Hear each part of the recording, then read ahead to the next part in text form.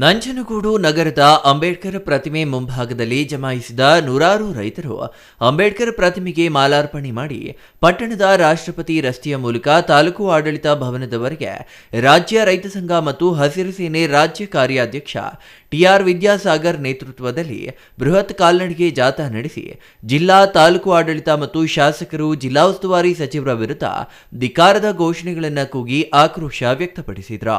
ಸತ್ತು ಬಿದ್ದ ತಾಲೂಕು ರೈತ ವಿರೋಧಿ ರಾಜ್ಯ ಸರ್ಕಾರ ಮತ್ತು ಕೇಂದ್ರ ಸರ್ಕಾರ ಮೂರರ ವಿರುದ್ಧ ಸಿಡಿದ ರೈತ ಹೋರಾಟ. ಸ್ಥಳಕ್ಕೆ ಯಾರು ಬರಬೇಕು ಸರ್? ಸ್ಥಳಕ್ಕೆ ಈಗ ತಹಸೀಲ್ದಾರರು ಮತ್ತು DC ಬರಬೇಕು. ಇಲ್ಲ ನಾವು ರಸ್ತೆ ತಡೆ ಚಳವಳಿ ಮಾಡ್ತೀವಿ, ಊಟಿ ರೋಡನ್ನು ಬಂದ್ ಮಾಡ್ತೀವಿ.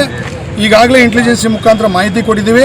ಇವತ್ತು ಬರ್ತಾರೆ ಅಂತೇಳಿ ಈಗಾಗಲೇ ತಹಸೀಲ್ದಾರರು ಎಲ್ಲ ಊದ್ಗಳ ಕೆಲಸ ಮಾಡ್ರೆ ನೀವು ಎಲ್ಲೇ ಊದ್ಕೊಂಡ್ರು ನಾವು ಬಿಡೋಕ್ಕಿಲ್ಲ, ನಿಮ್ಗೆ ಕರ್ಕೊಬಂದೇ ಬರ್ತೀವಿ. ಎಷ್ಟು ದಿನ ಆದರೂ ನಾವು ಇಲ್ಲಿ ಕುಂತ್ಕೊತೀವಿ. ತಹಸೀಲ್ದಾರ್ ಒಬ್ಬರು ಬಂದು DC ಬರಬೇಕು. DC ಅವ್ರು ಬರೋ ಗಂಟ ನಾವು ಇಲ್ಲಿ ರಸ್ತೆ ತಡೆ ಚಳವಳಿ ಮತ್ತೆ ಇಲ್ಲಿಂದ ಎದ್ದೋಗಲ್ಲ. ತಾಲೂಕು ಆಡಳಿತ ನಿಷ್ಕ್ರಿಯಗೊಂಡಿದೆ. ಸಾರ್ವಜನಿಕರ ಮತ್ತು ರೈತರ ಕೆಲಸ ಕಾರ್ಯಗಳು ಆಗುತ್ತಿಲ್ಲ. ತಾಲೂಕು ಕಚೇರಿಯಲ್ಲಿ ಲಂಚ ತಾಂಡವವಾಡುತ್ತಿದೆ. ಮುಖ್ಯಮಂತ್ರಿಗಳ ಕ್ಷೇತ್ರದಲ್ಲಿ ಸರಿಯಾಗಿ ಕೆಲಸಗಳು ಆಗುತ್ತಿಲ್ಲ.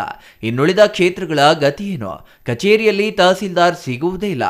ಕೂಡಲೇ ತಹಸೀಲ್ದಾರ್ ಅವರನ್ನ ತಾಲೂಕಿನಿಂದ ಗೇಟ್ ಪಾಸ್ ನೀಡಬೇಕು. ದಕ್ಷ ಅಧಿಕಾರಿಯನ್ನ ನೇಮಕ ಮಾಡಬೇಕು. ಸ್ಥಳಕ್ಕೆ ಜಿಲ್ಲಾಧಿಕಾರಿಗಳು ಮತ್ತು ಕಮಿಷನರ್ ಬರುವ ತನಕ ಹೋರಾಟ ನಿಲ್ಲುವುದಿಲ್ಲ ಎಂದರು. ಇನ್ನು ಮೈಸೂರು ಮತ್ತು ಊಟಿ ರಾಷ್ಟ್ರೀಯ ಹೆದ್ದಾರಿಯನ್ನ ಬಂದ್ ಮಾಡಬೇಕಾಗುತ್ತದೆ ಎಂದು ಕರ್ನಾಟಕ ರಾಜ್ಯ ರೈತ ಸಂಘ ಮತ್ತು ಹಸಿರು ಸೇನೆಯ ರಾಜ್ಯ ಕಾರ್ಯಾಧ್ಯಕ್ಷ ಟಿಆರ್ ವಿದ್ಯಾಸಾಗರ್ ಎಚ್ಚರಿಕೆ ನೀಡಿದ್ದಾರೆ. Kumar, CTV news, Nanjangud.